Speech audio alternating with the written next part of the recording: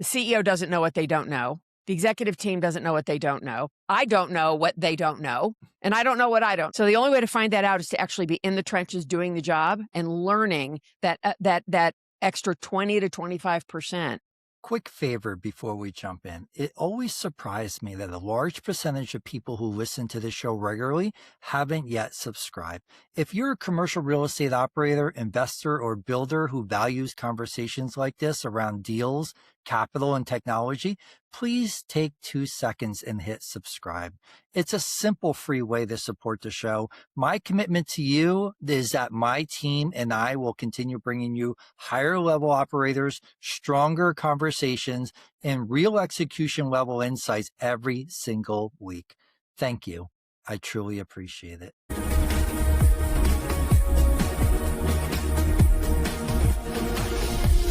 Welcome back to the AI Edge podcast, where we sit down with operators, founders, and leaders who are actually in the arena making real decisions, building real teams, and navigating real constraints. Today's conversation is about a problem almost every CEO faces, but rarely admits: becoming the bottleneck of your own company, and what it actually takes to escape the daily grind without the business falling apart. My guest today is Carol Schultz, founder and CEO of Vertical Elevation. Carol helps CEOs reclaim leverage through their chief of staff Scaffold system, a structured approach that starts with fractional support and transitions into right full-time chief of staff once the true needs are clear. She also is a best-selling author of Powered by People, the host of Evolving Your Workplace podcast. Carol, welcome to the show. Louis, it's good to be with you. Great to have you here, Carol. Carol,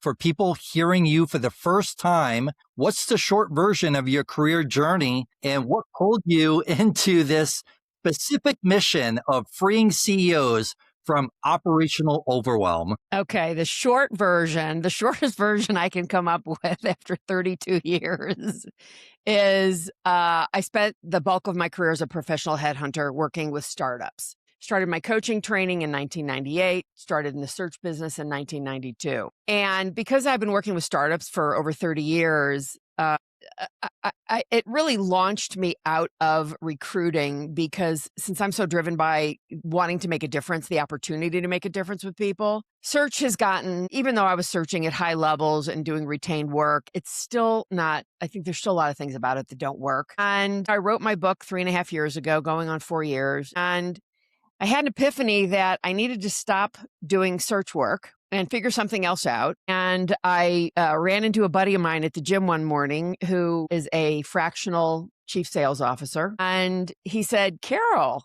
you should be a fractional chief of staff. And I had, by the way, I do want to point out, I had a chief of staff at that point, but it didn't dawn on me that that's what I should be doing. And she's a different type of chief of staff than I am. But it was like an epiphany. So we started doing a boatload of research to determine, is this really something that can stick? And one of my mentors said, Carol, no, only like Fortune 500s hire chiefs of staff, which is actually not the case. That might have been the case in the past, but it is taking great hold in the SMB space. So that's the short version. Beautiful, Carol. What was the moment where you realized CEOs aren't failing, they're just trapped? Boy, that's a really good question. The more research we did, like I said, as soon as my buddy Ted said, you should be fractional chief of staff, you know so much about startups and the mistakes that CEOs make because of all the work that you've done for 30 years. And I started thinking back about those mistakes, and it got me thinking to a particular chief of staff I placed with a $300 million tech firm in the East Bay. And looking at it now in hindsight, we did I did as I always did in my searches, did my kickoff meetings with all the stakeholders and so on and so forth, wrote the position description. And looking back on it, I thought about this then, but it didn't hit me the way it did until now, till this happened more recently, right? Was that each of the executive team members that I interviewed, because of course the chief of staff is the proxy for the CEO, that person would be encountering and working with the rest of the executive committee. And each of those people thought that the CEO needed something different. So, P.S., we placed a really fantastic chief of staff, and this was a $1,000 a year job. Okay, this was, there are different levels. There's generally about 3 different levels of chiefs of staff. And what I realized down the road after making this pivot was that even with my Scaffold system, and even if I were to do a search to place somebody full time, I'm only getting 75 to 80% of what they need because there's too much living in the blind spot. The CEO doesn't know what they don't know. The executive team doesn't know what they don't know. I don't know what they don't know. And I don't know what I don't. So the only way to find that out is to actually be in the trenches doing the job and learning that extra 20 to 25%. So that when I pivot out of there in 3 to 6 months, I either fill myself with a fractional or a full-time. And we make up that difference. And now I understand exactly what they need. Carol, what do most founders misunderstand about why they're stuck? I think it has a couple of components. One is, I don't know if you've heard of the term founder syndrome, but I've written about that. I co-authored an article with an amazing person. Founder syndrome is really about the founder not being able to realize somebody else can have a vision. I'm not the only one. You mean somebody else can do as good of a job as I can, right? So that's part of it. But the other part of it is too many CEOs think they need to do everything. I had a conversation with a CEO just last week who said to me, "Yeah, I'm a planner, Carol. I'm a planner and I got to work through my plan." And I said, "Well, what happens in 3 months when you turn around and say, crap, I should have listened to her in the first place. Now I'm 3 further months behind." And all I could say is, "I'm a planner." And I thought, dude, you are in your own way. This is not uncommon. I have to do everything. I'm the CEO. I see it all the time. Yeah, of course you do. Yeah. Just not uncommon. You say free the hostages, CEOs consumed by their businesses. Paint the picture. What are the most common patterns you see when a CEO is trapped? Well, they're spending often up to 50% of their time in meetings, managing people. So they're still checking all their emails instead of having an executive assistant do that. Right. And teaching that person how to triage those things. And they're not growing. They're not growing at the pace they should be growing. Let me clarify that. They may be growing at, 1 or 2%, but nobody's in business to grow 1 or 2%. Right. So those are the types of things. What's They're not seeing their family. I recently had a founder say, "My family is literally at the bottom of my priority list." Ooh, How's that working out for you? It's difficult. Yeah, of course it is, but it's not uncommon. Wow. That brings me to my next question is, what's the early warning signs that a CEO is becoming the bottleneck? You may see them getting really frustrated. I mean, could be angry. It could be how they're communicating with people. The more anxious and stressed we get. I mean, I certainly know this in my own behavior, although I've had many, many years of training because of my coaching training to manage it. I am not perfect. And I can sometimes, in fact, it happened last week. I got short with my chief of staff. I almost never do that. And then of course I clean it up and apologize. But that's a really, really common behavior. They just get super flustered. They get short with people and people start to think, God, what the hell's wrong with her? That's really an early warning sign. How does it show up inside of the team, the culture, or the decision speed? Well, it ultimately slows everything down, or if it keeps pace, there's mistakes made. Right. So I think back to one of my clients who was literally spending half of her 80 to 100 hours a week managing people. And there are a multitude of reasons for that, but suffice it to say, her leadership team was not properly trained or coached. So the people that were reported to them were skipping their managers and going straight to the CEO to handle things. And that is not uncommon. Carol, a lot of advice sounds good. Delegate more, right? Hire a COO, get organized, but it doesn't fix it. Why? Because the chief of staff, well, let me step back. Let me talk about the difference between an executive assistant and a chief of staff and a COO and a chief of staff. So I had somebody recently say to me, "Yeah, I don't have money to hire a COO." And I thought, in what world are we even talking about a COO? And how do you know you don't have money to hire anybody? We haven't even discussed this. I mean, this is what that tells me is he's in the weeds already. Okay. So, while a chief of staff focuses on strategy and execution, an executive assistant focuses on scheduling, administrative tasks, going through those emails, maybe helping schedule some meetings. And then if you look at the difference between a chief of staff and a COO, which I think is an equally, if not more important distinction, the chief of staff operates, as I said earlier, as the executive's proxy. So think of me as the body double, going in there and doing the hard work while the famous actor, or CEO in this case, is off doing what they do best, which is being a visionary, growing the company. How do we get from here to here? Those types of things. Whereas, a sort of a tactical and more adaptive position, whereas the COO owns just operational outcomes, P&L, things like that, teams. Although part of what I do, because I spent 30 years as a professional headhunter, is part of my process is building them those position descriptions, building them competency models, so that the executive team now has models and position descriptions, which will help them hire better and help them do performance reviews, however often they do them, far better than they have been doing. And helping them, it also helps them discover problems before they become a real problem. What's the real reason delegation breaks down, Carol? There are times when a CEO has, let's say, trained his or her team to seek approval. Delegation will break down under those circumstances, because if you tell me as your COO, you're the chief executive officer, to do a project, well, and what if I'm a little confused? What if I didn't get this done? Now I'm gonna have to go back and it's gonna take longer. Okay. And another reason is that the CEO is not communicating effectively, right? So often, we've all read in the news how people get laid off and then they go, but my performance reviews were fantastic. We've all read about this in the last year or so, right?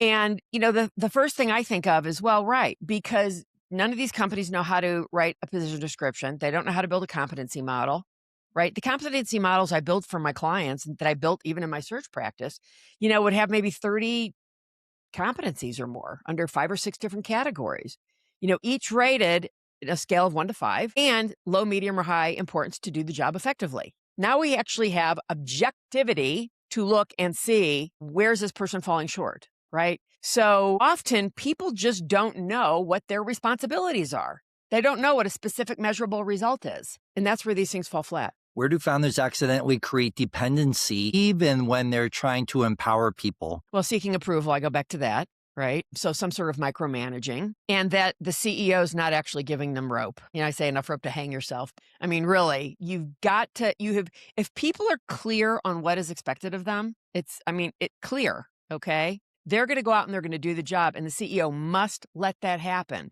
Listen, I don't have children, but I have animals. And I think, even though my animals don't have language and reasoning like humans do, I firmly believe that training them and then giving them the rope to go out and do what they're going to do is what you have to do, because nobody can learn otherwise.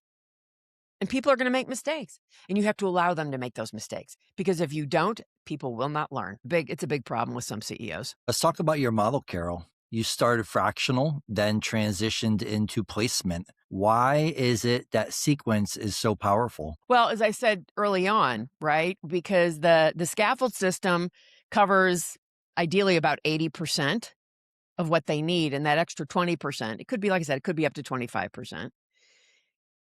But that extra 20% is living in the blind spot. We don't know what we don't know that the CEO needs. And if I go back to that story I told you about that CEO, right, with the $300 million tech firm, he just couldn't be bothered with minutia. I did not know that. We did not even discover it along the way. We found it out after the fact. And there was so much more the chief of staff had to do. Thank goodness this person was highly qualified and was able to pick up those pieces. So this is the reason we do this. It's kind of like, if you think of it as it's 2 steps, right? So 1, you learn what you don't know. So by the time we get a permanent person in there, whether that's fractional or full-time, we don't have a 20 to 25% chance of making the wrong hire. Okay, you make a wrong hire, it costs a lot of money. Okay, that's the first thing. And the other way I look at it is kind of like a try before you buy. We get to work out all the kinks, figure out all the issues, So, like I said, by the time we hit that 3 to 6 month mark, whenever the CEO and I decide it's time for me to exit and backfill myself, they're ready. All the processes are in place. I've, gotten their talent process together. I've found out where all the gaps are in communication. We've learned how to communicate. We've got process improvements in place. We've got competency models in place, so on and so forth, right? The executives team is now saying, wow, this is a huge difference. So you get buy-in from the executive team as well. Because often the executive team, I have to talk with CEOs. I had a CEO say to me once, well, is my executive team going to think that we're just trying to remove me from the process? I said, well, they might think that, but it's your job to tell them this, that, and so on, right? Because this is not about removing the CEO. It's about allowing the CEO to grow the company. And the CEO can't do that if he or she is working in the business constantly.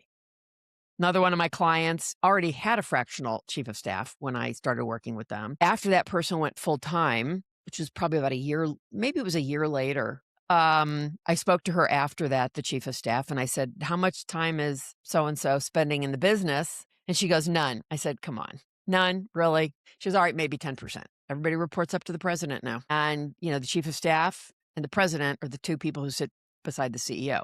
Now, that worked for them. It doesn't have to be that way with every company. And those are the things that we uncover along the way. What's the 20 to 25% blind spot that you mentioned that most CEOs don't see until someone is inside the business? It's different for everyone. It really is. It with this one I was telling you about, she's like, well, and she had two coaches of her own at that point. And I thought, well, clearly they're not doing a very good job if you're still spending 50% of your time in the business. When I interviewed her executive team and interviewed some other miscellaneous people and the board, that's when I started to get a better picture, right? And like I said, it's different for everybody. And until you're working side by side, I just don't know what those things will be, what they will uncover. It could be somebody who just isn't good with minutia. Or it's somebody who's so good with minutia that they're stuck in the minutia where they have no business being. Mistakes happen when a CEO hires a chief of staff too early without clarity. Yeah, well, that goes back to hiring a chief of staff without the try before you buy model. And there's a lot of CEOs that do that. And that's why I'm working really hard to disrupt the process. And, if they hire them too early, it's the same thing for companies not knowing how to write a position description. What they're really looking for is that the third party is the one who needs to come in and really look at what it is you're missing. I had a buddy of mine at a very well-known tech firm many, many years ago say to me, I was talking to him about whatever it was. And I said, well, how do you know what you need in your field salespeople? And he says, well, we know what we want. And I said to him, and I quote, well, how do you know that what you just described to me wants to come work for you? Crickets. And after, I don't remember how many seconds, the giant pregnant pause goes by, he says to me, I don't know, that's a really good question. And that's really common. It's, I'm not telling anybody to go out and hire McKinsey or any of those, big consulting firms, because I think you don't need to do that to get where you need. And they're way too expensive, right? But I think that really getting into the trenches and observing, right? Every turnaround CEO I've ever dealt with, or any new CEO, generally won't make any big decisions for the first 90 days. And that's why I stay in for at least 90 days. Beautiful. That brings me to my next question. In your experience, what are the practical changes that happen in the first 90 days when this starts working? Right. So as I said, you'll start to see the communication, which is one of the really, really big deals for me. I believe that communication is the single lowest common denominator around a company's success or lack thereof, period. Without effective communication, you cannot get anything done. Okay. So that's a huge part of it. So, once I've sat down and done my discovery and assessed the areas where there are, or called a gap analysis, where the gaps are, that allows me to sort of build the roadmap at, how we move through this scaffold system. Right. And reestablishing communication is one of the first things that I do, because there's always some breakdown in it. Or you've got the head of sales who's entangled with the head of marketing because sales thinks they're more important than marketing. Marketing should report to me. I've seen that happen before. Or, you've got a head of sales fighting with the head of tech, the CTO, at who's more important. These types of things. I've seen it a million times. I'll ask in my meetings, what department or function do you think is the most important to the success of the company as a whole? It's really a red herring question because I get really different answers. And it's funny, I was talking to a CEO one day and he says, well, if you talk to uh, my CFO, he'd say, well, I'm the most important person because I hold the purse strings. So if you talk to my head of sales, that person would say, well, sales is the most important because without us, you're not selling anything. If you talk to my CTO, that person's going to say, well, no, we're the most important because without our stuff, you have nothing to sell. When marketing is going to say, well, no, we're the most important because without us, nobody even knows who we are. And I said to him, well, what do you think the answer is? And I couldn't believe it. He's one of the very few people who said this to me. He says, well, I don't think there is any most important function. I think they're all important. I said, bravo, that's the right answer. I couldn't believe it. That's great. I said, why doesn't your team know that? You need all of them. Right. You need all of them. But the fact is his team didn't know that. Right? So that just tells me one more thing that has to be straightened out first. So until you have people actually get this, there's no point in moving forward because you're not solving that problem. Because if they're still having those issues, the CEO cannot relax. And the CEO is still going to be hesitant, even with a great chief of staff, is still going to be hesitant to hand over control to the co-pilot while they go off and do whatever their other activity is. Amazing. What about meetings or decision rights or priorities or accountability rhythms? Yeah, that's a good question. We just actually wrote about this just about a week or so ago. It depends on if you need so the chief of staff is going to attend virtually every meeting with the CEO. They're also going to go in place of the CEO. Now, how do they determine which meetings I go to instead of the CEO alongside the CEO? Do we need a yes or no answer in this meeting? If the answer is no, CEO doesn't need to be there. Okay. It's that simple. If we have to look at it in the place of what's the value the CEO is going to bring by being in this meeting versus being in a strategy block and working on strategy and vision and where they're going. So, Carol, what does the CEO stop doing first and what do they start doing instead? They stop managing people and going to so many meetings. I mean, meetings is really, I don't even know if I can put one of those over the other because I think they're equally problematic. I've got, I think of stories in both of those things. I had a CEO tell me that he was on every single phone call, among other things in his company. He was now also running a search firm in the company. And he went to every client meeting with the person, with the search, whoever was running the search to be at the client meeting. I said, why in the world are you in those meetings? There's no reason whatsoever for you to be in those meetings. None. If people are competent, they do it, or you send somebody else in your place. And he also said he had and I would call this managing your people. He fired a client finally that he needed to get rid of.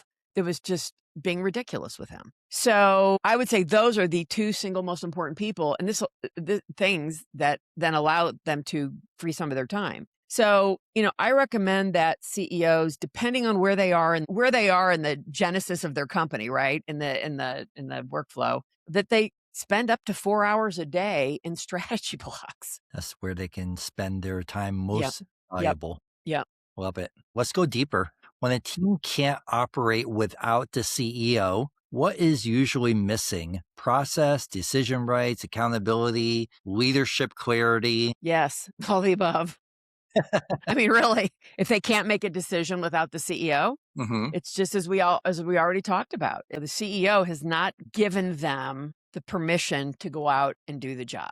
The CEO is still somehow micromanaging or causing them to seek approval. If somebody does something that's, I hate to use the word wrong because it's judgmental. If the CEO's trained them to think like that, then there's really no positive way to come out of that, right? And it's how the CEO may be communicating with them. It's really, really, really all of those things. If you had to pick one, what's the core constraint? Unclear ownership or unclear priorities? Priorities. Please explain. Well, if you have communicated effectively on what ownership looks like, right, to allow that, whoever that leader is, whether it's somebody on your executive committee or somebody below that as the leader, if they are clear about what the expectation is of what they need to do, then off they go to do it, right? Doesn't mean they won't make a mistake. But so again, in the spirit of so often people not communicating effectively, people don't know what their priorities are. You can't just say, look, you can't just read off a litany of 10 items without triaging those things. Look, here's the 5 things you need to do this week, and you need to do them in this order. That's not often explained in that way. So people are thinking, well, which one should I work on first? Seriously. The framework should be if I, as a CEO, so for example, let's look at my chief of staff. She knows exactly what she needs to be doing, and she often anticipates things. And I have learned to give up the control to her completely. Now, so she has decision-making ability. She also knows that there are things that I am far more expert at than she, and she knows she will say, well, I can get this far, but this is something that you're the expert at, Carol, not me. So we need to talk about it. So I know how to handle. So people have to understand. So if we've built, it's another thing when we start talking about communication, when we build a culture of feedback, right? Meaning anybody at any level can say anything to the above, to the side, or below them without fear of being thrown under a bus or any other negative repercussions. It is led by the CEO, exampled by the CEO. It does not happen overnight. But if you have a culture of feedback and people are clear about what they need to do, they will not be afraid to come back to you and say, I'm really struggling with this. You're the expert on this. Can I get 15 minutes with you? I'm not going to stand in the way. If I can help them with it, I will. But if the CEO is the expert about this more than I, then I'm going to make sure that happens. Perfect. You placed a high-level talent for decades. Why do so many leadership hires fail, even when the resume looks perfect? It's like an oxymoron, because anybody can make a resume look good if you know what you're doing. And, I just had this conversation with a friend of mine yesterday who said she's going to have to fire 2 people. And I said to her, did anybody give you any training when they moved you into this new role? No. Nobody taught me how to interview. It was handled by HR, which of course just makes me crazy. HR has no business having anything to do with talent acquisition because they don't understand it. It's just a way for them to control something. And then it ends up being a cost center instead of the hub of the company, right? And so I'm gonna have to fire 2 people. And I gave her, of course, some free advice on this and told her what she needed to go do. What happens is people move people into roles. They do not teach them how to interview. They don't teach them about how to ask good questions. It's kind of like when I'm I'll give you a personal example. When I'm inside a company and I'm starting to, in part of this process, look at their talent strategy and help them build this out by, as I said, writing position descriptions, having these kickoff meetings and competency models. I also say, are you going to bring in a corporate recruiter to work for you, a contract recruiter? Are you going to work with agencies? Let's talk about what makes the most sense for you. And then let's talk about how you interview these people, right? And often I do all that initial interviewing. And I'm going to make sure that the next chief of staff also knows how to do this. But the first question I ask is, okay, walk me through a search. Tell me how you manage it. I know how they should manage it. I had a friend of mine once say to me, a friend of mine's daughter, say to me, oh, we do the same thing. And I thought, oh, here we go. Yeah, we do the same thing. Really? I said, what agency do you work for? And she goes, oh, no, I work for such and such metals and mining companies here in Denver. And I said, oh, you're corporate. I said, we don't do the same thing. And she looked at me, what do you mean we don't do the same thing? And I said, well, let me just ask you 2 questions. I said, when it's time for you to start working on a search, do you sit down with the stakeholders, run a kickoff meeting, ask them 40 to 50 questions to understand what they need? Because never has a time been that I've run one of those meetings where on 1, 2, 3, 5 questions that I asked, somebody didn't say to me, yeah, it's a really good question. I've never thought about that. Or does somebody hand you a job spec and say, go fill this? She says, they hand me the job spec. I said, good. Well, that's one thing that separates what we do. Okay. Consultant to management is what I do, was what I did. Agent of management is what a corporate recruiter does for the most part. I don't want to bash all of them. There are some good ones out there. I said, here's the second thing. Now you start working on a search. Tell me how you do that. Well, I go to LinkedIn, of course, the big database, but there's Zoom Info. There's so many other places to find people, not just LinkedIn. Some people have really crappy LinkedIn profiles. Okay. So there are other ways. So I go to LinkedIn, I network around, I ask for referrals and so on. I said, okay, good. So now once you've got a list of people, how do you contact them? And of course, what did she say to me? I send them, in mails. I said, why don't you pick up the phone and call them? And she said to me, and I quote, how do you get their phone numbers? Now, Louis, the fact that she was an idiot was not her fault. I'm serious. It was the fault of the people who hired her, human resources, that doesn't know enough about what it is to be a professional headhunter to train her how to be a professional headhunter. So that's just an example of part of my world and how I do that for companies. But it's the same thing for everything. You have to understand the job to be able to ask good questions. And that's why it fails. People don't understand what they're looking for. They don't understand. They think, well, if this guy was successful here, he'll be successful there. No, no. What was the average deal size? Who is he calling into? How is he calling into people? It's not necessarily about selling the same product. It's about selling sort of the same types of features, right? So is the average deal size the same? Is the sales cycle similar? Who are they calling into? I mean, you don't take somebody who's been calling into CFOs, for example, and all of a sudden now they're calling into DOD. Guess what? It is not going to work because maybe they need clearance. They don't have clearance. I mean, you have to hire the people that can take those skills and move them into this new role. Carol, what do CEOs get wrong about the role that they think they need? Meaning when you say the role they think they need, thinking that maybe they need a COO first because that's the way they've always done it. So if that's the way they've always done it, until they can, I always said that the people who hire me are those who are self-aware. Really. A lot of CEOs are very not self-aware. I mean, it's shocking. And they've never been coached. Or they've been coached by somebody who's not an actual coach, but they're an advisor, two different things. They don't realize, again, the difference is somebody say, well, I have an executive assistant. Well, that's not what a chief of staff is. Well, I'm going to hire a COO. Well, that's also not what a chief of staff is. So let's talk about what you actually need. And maybe they need all three of those things, but in a fractional capacity to start out. And that's, I'm a huge advocate. Got another client who's a massive advocate of hiring fractionals because they just don't need those full-time people yet. They're a $5 million. Try it before you buy it. Well, yeah, but now you get the expertise for less money and you still get somebody helping you and really adding value. Can you hire a fractional full-time? No. No. No, they're not fractional then. No. And they're going to cost you a lot more money by putting them in full-time. I What's just don't recommend it. What's the non-negotiables that you look for in a true chief of staff? Somebody who is willing to learn, who is coachable. Not all chiefs of staff. I've had so many since I've been on this journey, so many people who either want to be chiefs of staff or who already have just started being chiefs of staff reach out to me and go, how do I learn all this stuff? And that leads me to another program we're talking about starting.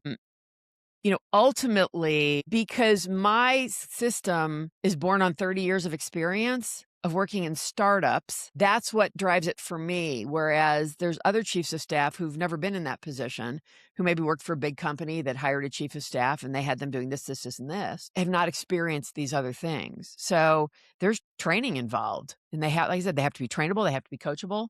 They have to be, they don't have to know everything right out of the box, but they've got to be willing to take it all in and learn. And, I'm there by their side to help them. Point does a CEO need a chief of staff? As soon as they realize that if they're spending more than 30% of their time working in the business, they need to consider a chief of staff. I have a good friend of mine who is a CEO, and he's running into this exact situation. Really? Where he is doing How everything. big's his company, Lewis? Do you know? 30 people? Sure. And with that, he's doing everything. He's literally on every training call. He's doing every Zoom meeting. He's doing everything, yet he has a COO, but he doesn't have a chief of staff. And I think he feels as though he has to do everything. Right. Right? Again, this is exactly what we're talking about, what we've been talking about. Yeah. He feels as though he has to do it. He what? But he doesn't have a chief of staff. And right. He has a COO, but he doesn't have a chief of staff. And I think that's where he's getting burnt out and he can't grow. He can't. It's a totally different, like I said, it's a totally different job than a COO. Being somebody's body double, COO is not a body double. They handle all these other things. The chief of staff is the body double. They really are. They're the co-pilot. They're what's the guy that guides in the plane? The control, the guy with the things, Yeah, the air traffic controller. Well, not the guy skybox, but okay. The guy on the ground with the things, and he's moving to tell the plane where to go.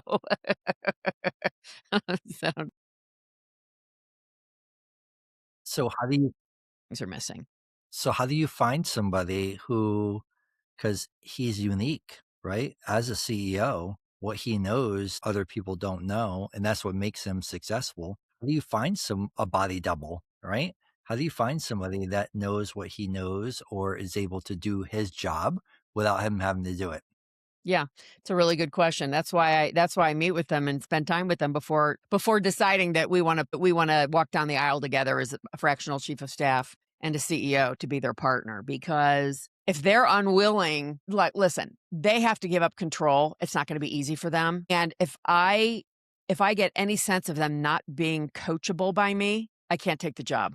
I won't take the job. Okay. Now, they're gonna make mistakes and they're going to, as I always say, everybody, including myself, we have breakdowns in this world. The question is, are you then coachable beyond that breakdown so that we can work on getting you a breakthrough? The breakthrough is realizing that this person can do the job. I'm not, again, this takes us back to founder syndrome. I'm the only one who can do it, Right. bowing down to the king. Right. Right. I'm the only one who can do it. And that's just not true. They've got themselves convinced they're the only ones who can do it. So I spend a good bit of time talking to CEOs about, what's not working for them. Why do they think it's not working? Because nobody else can do their job. Well, that's really bullshit. Okay. It's really not true. Founder syndrome is a problem, a huge problem. I mean, my example is always, and it's funny, there was just an article, I think it might have been in Business Insider that I saw this morning, but I've talked about this ad nauseum. Do you think if Mark Zuckerberg did not own 51% of Meta, he would still be the CEO? I think there's no way he'd be the CEO if he didn't own 51% of that company. And that each voting share he has is like 10 votes to everybody else's one vote, right? Google, they've set it up the same way.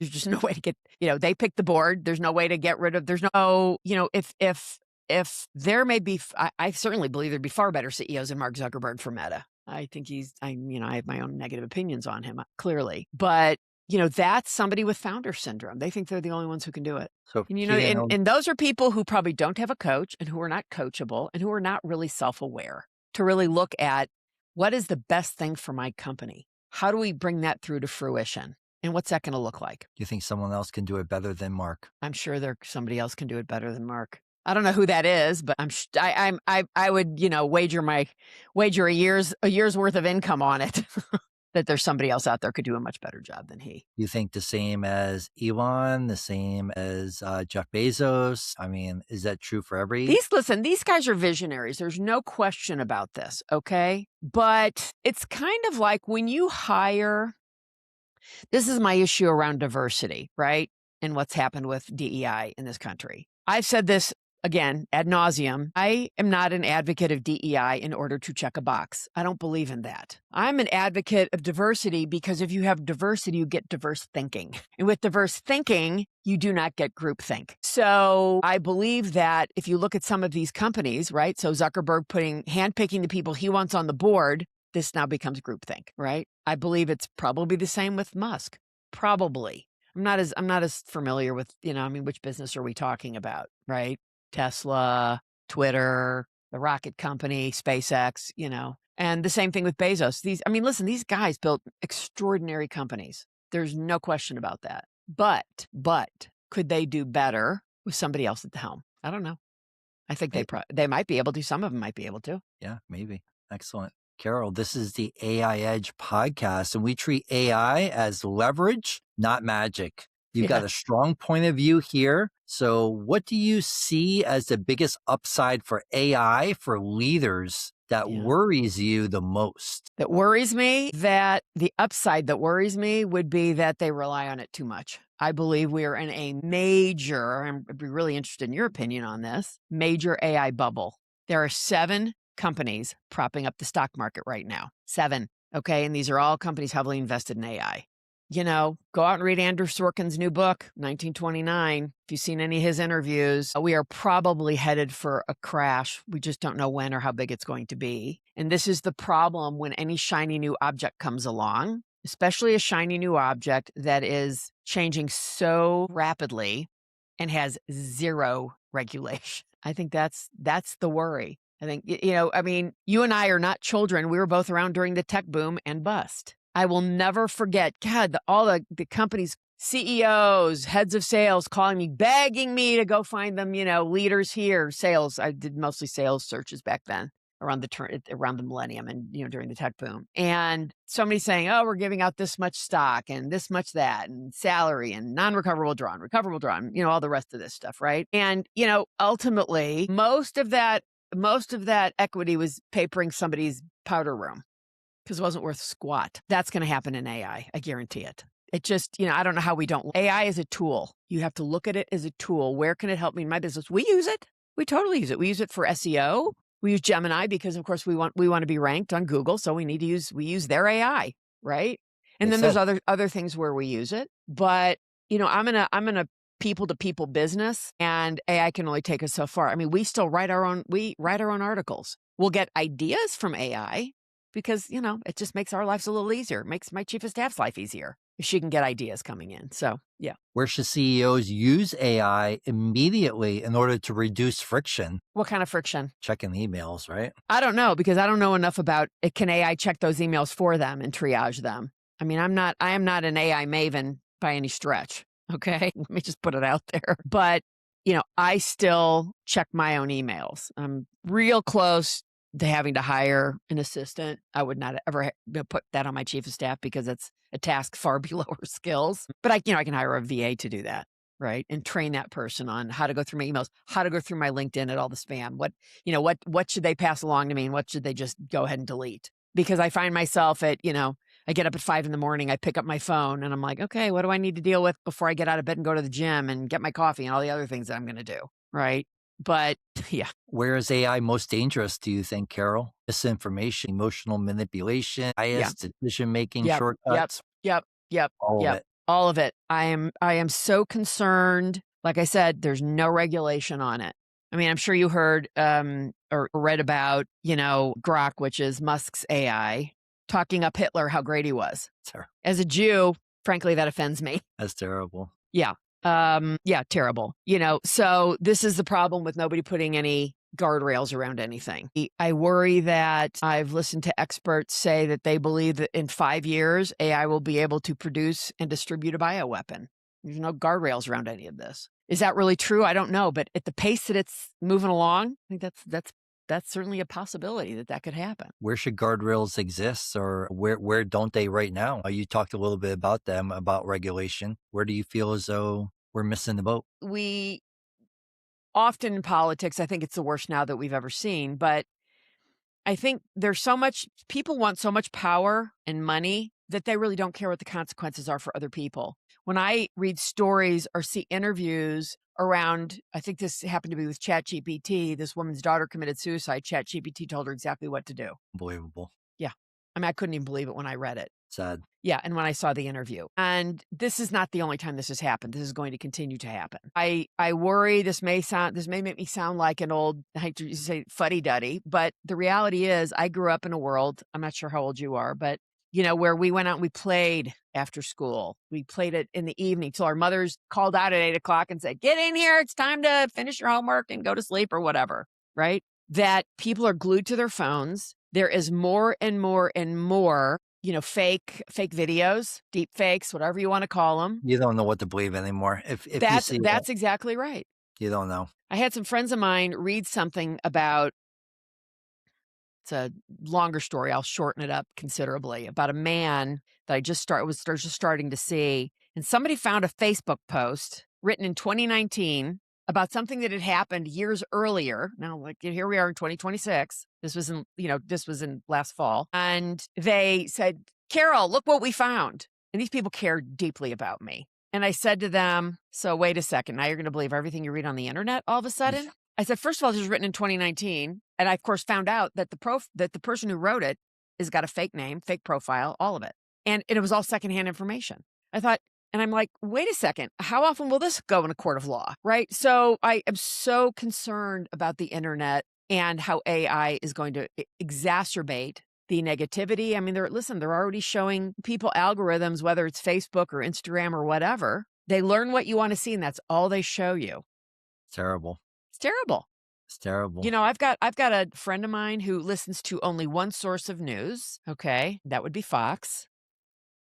And she doesn't read. She doesn't listen to podcasts. She gets all her information. And, wasn't Rupert Murdoch the first person who said about his own network? No, we're not a news station. We're an entertainment station. We're an entertainment network. I can't. I know. I can't either. And, there may be people listening to this who hate me now. Listen, I have many, many, many friends because I live a pretty rural lifestyle. And, that's the life I've chosen. I generally don't speak politics with people because I love these people. They're wonderful, wonderful, wonderful people. But the minute we start talking about politics, I'm going to hate them. So I just don't. And that's okay. But, I said to somebody recently, the reason that I used to subscribe to the Washington Post, New York Times, gosh, who else? I can't remember. And I decided, you know what? I'm going to just cancel all those and just subscribe to Apple News because it's an aggregate. You get the Washington Post, you get the New York Times, you get the Guardian, you get the Atlantic, you get the New Yorker, you get all these different Scientific American, Women's Health. You get an aggregate of all these really interesting journals all over the country. And that's what I read. So I can get points of view from all over the place. So, I think that's what people have to do. And people are too lazy to do that. AI's gotten so good lately that it's almost hard to recognize what's real and what's not. Amazing. It's pretty scary. You can still detect it a little bit. It's still a little bit off, but I'll tell you what, give it a little bit more time and you won't even know what's real anymore, especially if So, you see it on the internet. yeah, I tell I mean, a lot of my clients, unless you see it with your own eyes, mhm, real life, yeah, don't believe what you see because that's really good advice. that stuff can really be manipulated Yeah, and it affects a lot of people, including yeah, my wife, you really. know? Yeah, she sees some of these things and it's like I've been taught at a very young age, you need to guard your eyes and guard your ears spiritually, right? Hmm. You have to watch what you actually look at, or you have to listen and what you're actually dirty water, right? Ends up just clouding the Clouding entire everything. thing, right? Yeah, So filter it and make sure you're constantly, have these beautiful, intelligent conversations with people like yourself and have wisdom and knowledge and, something that brings value to you rather than, I honestly don't even watch the news. It's I don't just, either. it's too clouded. I It's terrible. agree. I could on both sides. It's like that. People show you what they want to show you. And it's fear mongering. It's Yeah. like, they're putting fear into the system. I mean, to the society. But yeah, Yeah. Well, anyway. see, politicians want an ignorant electorate, Lewis. Mm, They don't want educated people. They want people to be ignorant of because course. ignorant people don't read, they don't watch, they don't listen, they don't learn. And they just hear a couple of sound bites. A friend of mine said to me, what was that governor's name from, was it South Dakota? Is that where Kristi Noem came from, or North Dakota, one of the Dakotas? One of the Dakotas, yep. Yeah, I think I want to say South Dakota. I think she's awesome. I said, awesome? I said, she's an idiot. I said, you do know she murdered her 14-month-old puppy and a goat. What are you talking about? I said this to one of my girlfriends too. And she goes, what do you mean? I said, yeah, she put her dog in a pit and put a bullet in its head. Ugh, 14-month-old. ugh. And then she goes out and she does her research. She goes, well, she said that the dog was aggressive. I said, let me ask you a question. I have 2 dogs. I said, and I've got one of them who I adopted at 9 months old. She's the sweetest dog in the world, but she's a complete nightmare. No. Jumps the fence, goes wherever she wants. If you could see the holes in what was a beautiful yard. Let's see, she chewed up 3 pair of glasses when I got her. I mean, I could go on and on with all the damage and all the things she caused me. I said, what do you think if I pulled out my 9mm from the safe and put a bullet between that dog's ears? What would you think about me? Disgusting. So I suggest you think about that before you think it was okay for her to put a bullet between that dog's ears, even if she said it was written in her book. She wrote, and now she's had it in the newer copies. She said those were things removed because she got so much to rash of shit over it. And she had a goat that she didn't like, so she just killed it. Here's an idea: rehome it. Send your dog to rescue. Get it fixed if you can't fix it. Terrible. That's inhumane. Horrible. Yeah. You've coached a lot of leaders through major shifts, Carol. Over the next 2 to 3 years, what do you think will separate companies that thrive from companies that stall? Yeah, that's such a great question. The companies that thrive are really going to be under the leadership of, as I said, really self-aware CEOs who understand that they are committed to building a great company. Now, let me just interject by saying that doesn't mean everybody gets what they want all the time. Okay. But it means you're actually listening to what people need and what they want. That's what separates the great companies. I mean, I've told every time somebody says, well, I went to a big company because I thought it was going to be safe. And I thought, are you crazy? Startups are way more secure than these big companies because these big companies are publicly traded and they listen to the stock market. That's who really runs the companies, if you think about it. Absolutely. Right. So, yeah, the CEO who is a true leader and listens to their people and at what's working, at what's not working, and who's committed to actually getting the feedback, that's going to be the company that will succeed. What's the new definition of a strong operator? That's a really good question. I'm not sure if I know the answer to that. Carol, you know everything. I don't know everything, Lewis. I do not know everything. I always say that I'd like to think after over 30 years of working with startups, I'd like to think I know every mistake a founder makes, but I don't know every mistake a founder makes. I know most. I know the vast majority of them.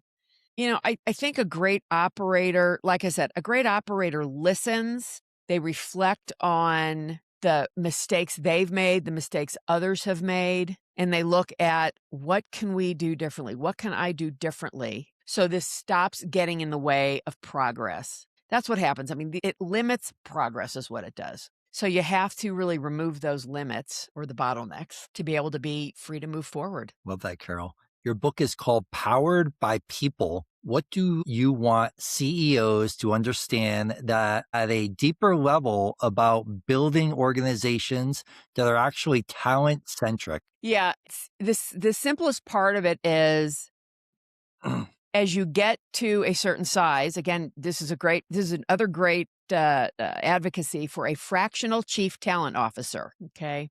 You need a chief talent officer. That person reports directly to you as the CEO, and they have nothing to do with human resources. Human resources will ruin talent acquisition every single time. There's stories in my book about it.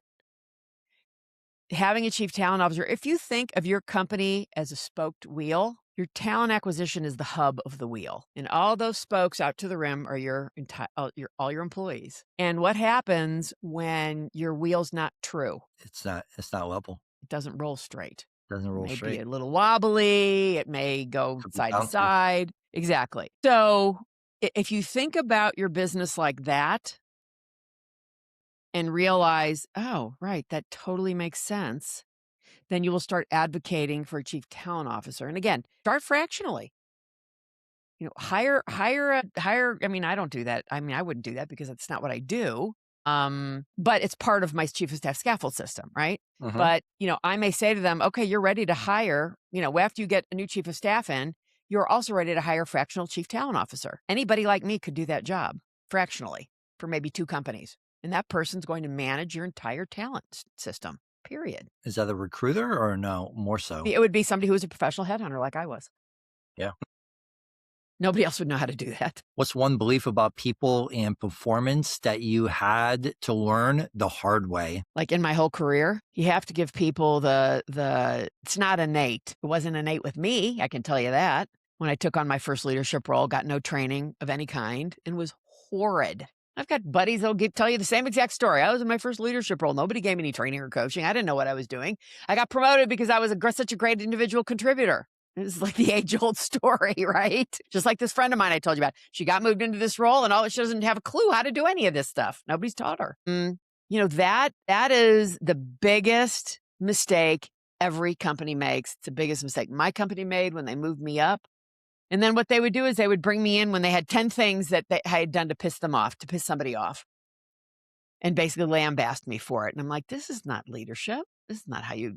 They didn't know the first thing about how to train leaders. It's not innate. For some people, I think it is, but I had my own issues, right? One of my great coaches said to me, Carol, you don't have business problems. You have personal problems that show up in your business. This is truth. There is no more truth to anything than there is to that. You cannot separate business from personal, period. My own mishigas, my craziness, all my issues that showed up in work came out of my personal life. I didn't trust people. I had intimacy issues, all those things that I've worked on for years, since before the towers came down in New York. And my coach said to me, Carol, you have trust and intimacy issues. I was like, the light bulb went on. How have I never seen this my whole life? So until you see those things, you can't work on them. and put structures in place to move forward. So Amazing. that's, to me, that is one of the most critical things anybody can do. Love it. What's Yeah. one change a CEO can make this month that immediately improves culture? Build a culture of feedback. That's it. You go to your team, you have an all hands meeting, not just your team. You go to everybody and you say to them, listen, we're going to build a culture of feedback. Here's what that means. It means anybody can say anything to anybody above to the side below without fear of negative repercussions. But we want to make sure that we do that in a way that communicates it in a way that doesn't just piss people off. Right? So we're going to have to talk about how to communicate. And I, as a CEO, am committed to this. I want you to come to me and tell me what's not working because I'm committed to building a great company for all of us. I cannot do that without your feedback. I welcome it. I revel in it. I want to hear it. That is one change a CEO can make right now. Start. And it won't happen overnight, Lewis. They will have to keep exhibiting it every day. Every day, go to somebody. Okay, what's not working for you today? What would you like to see improved? They're going to have to solicit that information because people won't trust them. They just won't. Love that, Carol. Yeah. Let's have some fun and do a rapid fire. Goody. My favorite. One belief you hold about leadership that most people disagree with. Oof, that's a hard question, actually. Certainly a lot of people disagree. Every single CEO needs an executive coach, a great executive coach. Let me qualify that. There's a lot of bad ones out there. Most underrated skill for a great chief of staff. Most underrated skill that they're competent to be the CEO's proxy. That's an underrated skill. Do they hold that? Do most of them have that quality? I mean, some of them do. I don't, but I'm also, I've got many, many years behind me. Yeah, you have to have massive confidence in what you're doing to be able to hold a room. So I can't backfill myself with somebody who doesn't have the thought leadership and what's the word I'm looking for? Like people actually can trust that they know what they're doing. So could a chief of staff be the CEO or be their own CEO at one point or another? Well, I'm my own CEO, but can they be the CEO? Maybe. Maybe not. I don't know. I haven't encountered this. Mm-hmm. So it's, living in, and I don't know, but I don't know. I know that I don't know that, right? It's not a blind spot for me, but I know that I don't know that, the answer to that question, actually. I mean, I have to imagine there are cases in which that could be, but I haven't encountered it yet. What's one meeting you would delete from most companies immediately? That's a really great question. The meeting where we're just getting, sometimes there's just meetings where you get together and everybody's just like, okay, let's get a status update. Ugh, really?